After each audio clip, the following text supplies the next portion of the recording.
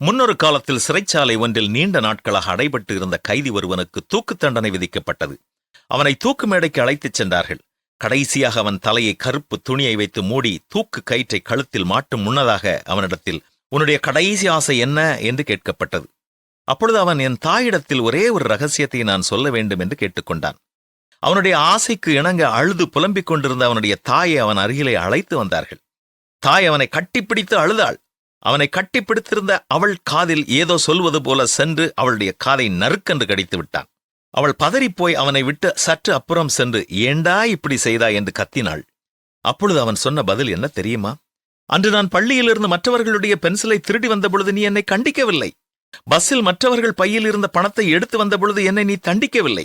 என்னை நீ தட்டி கேட்கவில்லை.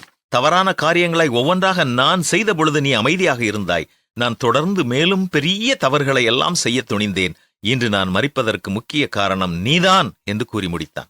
ஆம், இது எத்தனை உண்மை இல்லையா? எத்தனையோ குடும்பங்களில் கண்டிக்கப்படாத குழந்தைகள், தண்டிக்கப்படாத பிள்ளைகள் வளர்ந்து பெரிய தவறான காரியங்களை செய்து வேதனையான முடிவுகளுக்கு ஆளாகிறார்கள். மாணவன் தவறு செய்தால் அடிக்கக்கூடாது, திட்டவும் கூடாது, மனம் புண்படும்படி பேசவும் கூடாது என்றால், படிக்குமாறு அறிவுறுத்தக்கூடாது, ஒழுக்கத்தை வலியுறுத்தக்கூடாது, இது எதுவுமே மாணவனுக்கு பிடிக்காது, மாணவன் மனம் புண்படும் என்றால் ஆசிரியரின் மற்றும் பெற்றோரின் வேலைதான் என்ன? பண்படுத்துவது என்பது புண்படுத்துதல் அல்ல. கற்களை சேதப்படுத்தக்கூடாது என்று சொன்னால் சிற்பங்கள் எப்படி கிடைக்கும்? நிலங்களை சேதப்படுத்தக்கூடாது என்று சொன்னால் இங்கு விளைச்சல் எப்படி கிடைக்கும்? தங்கத்தை நெருப்பில் இடாதே என்று சொன்னால் தங்க ஆபரணங்கள் எப்படி கிடைக்கும்? புரிதல் வேண்டும். பண்படுத்துவது என்பது புண்படுத்துவது அல்ல என்ற புரிதல் மாணவர்களுக்கு மட்டுமல்ல, மற்றவர்களுக்கும் வர வேண்டும். உடல் நலனுக்காக இயங்கும் மருத்துவத்துறையினுடைய கைகளை ஊசி குழந்தைக்கு வலிக்கும், மருந்து குழந்தைக்கு கசக்கும், அறுவை சிகிச்சை அதைவிட வலிக்கும் என்று எல்லாவற்றையும் தவிர்த்து குழந்தைக்கு மனம் நோகாமல் அறிவுரை மட்டும் கூறி அனுப்புங்கள் என்று சொல்வீர்களா?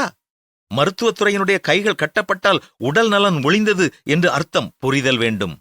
ஒரு கல்விக்கூடம் மூடப்பட்டால் அது 100 சிறைச்சாலைகள் திறப்பதற்கு சமம். ஆசிரியனுடைய உடலும் உள்ளமும் கைகளும் கட்டப்பட்டாலே போதும்.